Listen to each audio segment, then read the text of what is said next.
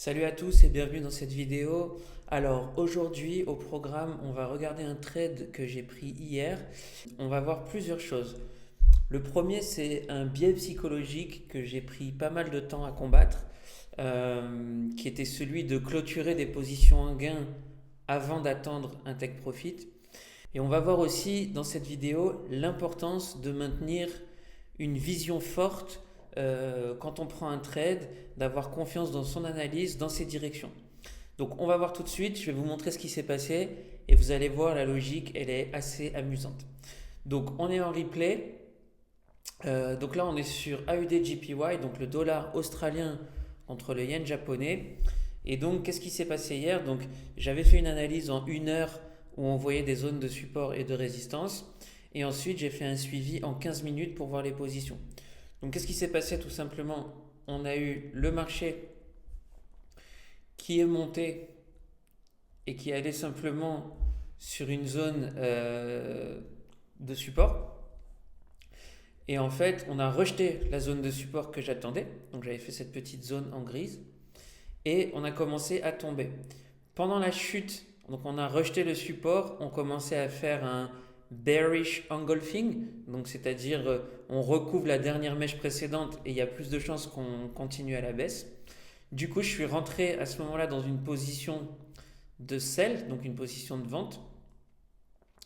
Donc, qu'est-ce que j'ai fait? J'ai mis un stop loss au-dessus au-dessus du support et j'ai visé à sortir avec un take profit un petit peu plus bas que prévu, un petit peu plus haut pardon que la résistance, et comme ça je m'assurais à peu près de sortir sur une position gagnante. Donc là, qu'est-ce que j'ai fait? J'ai risqué une unité de risque pour au final prendre 2,08 unités de risque. Donc tout simplement, en mettant 1000 euros, on pouvait prendre 2000 euros. Ensuite, le marché a continué. Et là, donc il est tombé relativement rapidement. Et là, je suis tombé sur un setup relativement intéressant. Pourquoi? En fait, je suis tombé largement en gain. Et là, habituellement, j'aurais pu simplement flipper et donc sortir de position gagnante ici. Et donc peut-être ne prendre que 1,27 fois mon risque. Donc sur 1000 euros, ça ferait 1227 euros. Ce qui est tout à fait honorable.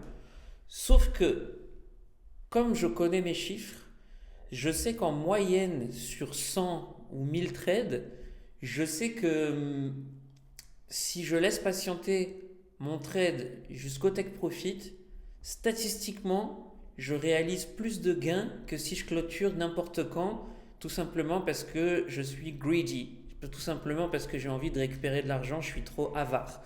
Donc, dans ce cas précis, à ce moment précis, pendant qu'on était sur cette mèche-là dans la chute, je savais que je préférais ne pas prendre 80% de mes profits et potentiellement perdre mon trade, mais je savais que si je patientais, potentiellement et statistiquement, en connaissant mes chiffres, en suivant mes trades dans un journal de trade, année après année, je sais que j'ai plus de chances de faire de l'argent en laissant tourner mes positions jusqu'au bout. Donc ça, c'est un moment assez particulier qui a travaillé l'émotionnel. Et vous savez que le trading est hyper important, que l'émotionnel est hyper important en trading.